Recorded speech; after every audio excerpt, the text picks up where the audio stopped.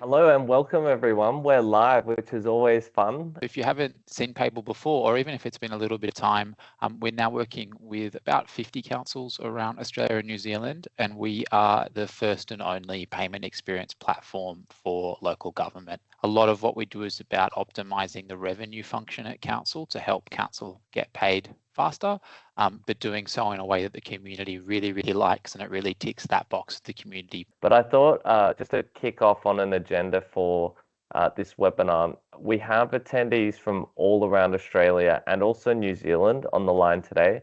So what we'll try and do is discuss each topic or pillar in this webinar, both from a New South Wales inner west perspective, but then also from a sector agnostic perspective. So if you don't know where Inner West is, Chris, would you like to describe the location and the great features of the council for us? Yeah, so we're surrounded by the neighbouring councils like City of Sydney, Canterbury, Bankstown, Burwood Council, and Canada Bay. So it's one of the most diverse demographics that we have in Sydney, that's for sure. So moving into some of the material, I thought we'd discuss some of the different challenges, Chris, facing Inner West in the past. So one thing that's quite interesting is there's a lot of properties, but getting a hold of people is always hard, right? In the last couple of years, has council and yourself looked at ways to improve mobile numbers and other ways to get in touch with people? We weren't very active in revenue recovery during the COVID period because we had a council resolution to not actively do debt recovery, just because of the COVID and the impacts on the community and the people with the living pressures. So then in May 2023, we sort of started regenerating that, and we noticed that our debt owing from rates was quite considerable. So we'll try and look at avenues and trying to recover that, as well as not trying to push too aggressively, because I know there is a cost of living crisis here in New South Wales especially. So looking for different avenues and aspects, as well as we've had some council resolutions that have come through where they've looked for different options for ratepayers to make rate payments, which sort of led us to this journey that we took with Paybles. I just wanted to surface these two statistics. So the house price growth in the area is through the roof. I don't think I've seen numbers like this for some time. But then what's interesting is the median mortgage repayment. It's still pretty bad for most of us. I don't think any of us wants to pay $3,000, but that's actually very disproportionate total value of the homes in the area. So what that leads me to believe is there's a lot of residents who've been there for quite some time who are probably cash poor but asset rich. And then you have a new class of ratepayers who've found new streams of income and moved into the area, and their rates would be pretty high comparatively. You had a slide before with the different types of background and nationalities in the inner west, and a lot of them have been here, especially in the former Leichhardt area and the former Marrickville area, have been residents for 20, 30, 40 years, and while they were blue collar workers and working, and a lot of them are on the pension. They don't have a lot of cash income, but their asset valuation has just increased dramatically. So the rate payments also go up higher. So we're trying to service them and being able to be amenable to them to be able to pay their rates is quite a challenge. And you've also got your utility expenses and your food and everything like that. It's a big chunk of your salary each month. Chris, you did mention as well that it was the elected members, not the staff, that actually fostered this initiative in the first place. So in October last year, it was straight after the council elections here in New South Wales, there was a notice of motion that was brought forward where the councillors had 129 council priorities. The number one was financial sustainability for the council, so that we don't push special rate variations, which is quite important. We're just talking about the cost of living pressures. We're trying to do as much as we can with the rates that we collect. They wanted a report straight back in December. We gave some options, which were for us as staff in finance, and especially in rates, it was a lot of manual processing and manual implementing and monitoring that, and also was a lot of burdens on the ratepayers. It wasn't actually an easy to use options, and that's when I bumped into the Paybles team in the finance conference, and here we are.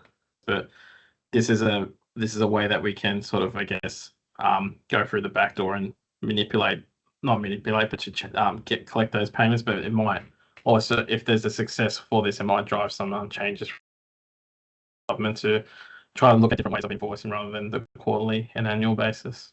Moving forward from there, we did mention arrears, and I know that your arrears balance has been something to think of. Did you find that this was an area of stress, or is it just something that you always have back of mind prior to looking at this initiative? Normally the benchmark is about 5%. We're all sitting at 7.8 as of this financial year, the last financial year, and previously it was as high as 8%. And that had grown, like I had mentioned before, with the council resolution not to do active debt recovery. Just because of that 3-year window where we didn't do debt recovery, it will increase from within the industry benchmark to then increasing to what it is now. So then trying to start clawing that back, and so we want to promote that as much as possible as well, to have plans in place so that we're not charging as much interest. With credit card surcharging as well, many of the people who joined today are really interested in that topic, because now with evolution of technology like what we offer at Payble, we can actually dynamically charge each payment option. So to put that in plain English, if you have a MasterCard credit, say, versus a MasterCard debit, there's no need to have a flat surcharge. You could do it dynamically. Moving forward a little bit here, I just wanted to show everyone the old payment process, just so we can go through it. And this was a big point of concern, wasn't it, for you and the team, about how many steps it took? It was quite difficult. So that also was great point of sale for us in going with Payble to utilize their platform, because the feedback that we've got compared to what we have is dramatically improved. Another area was your team was getting hundreds, if not thousands, of these direct debit requests manually. Or was it just something that that you knew the team were burdened with, and you wanted to take that pressure off? There was, I think, 4,000 to 5,000 forms or requests that we had prior to going live with Paybles, and you see the form, and it's not even an online form; it's a PDF form. So the person has to fill it in and email it to us. It's just quite a lengthy process. So if we can have something that improves that process, we'd be crazy not to look at that. So what we'd like to pivot towards is a little bit about what actually happened, and to look back at the recipe, I guess, of this wonderful process. Would you agree that all these 4 focus areas were kind of where we were aiming for during the process, Chris?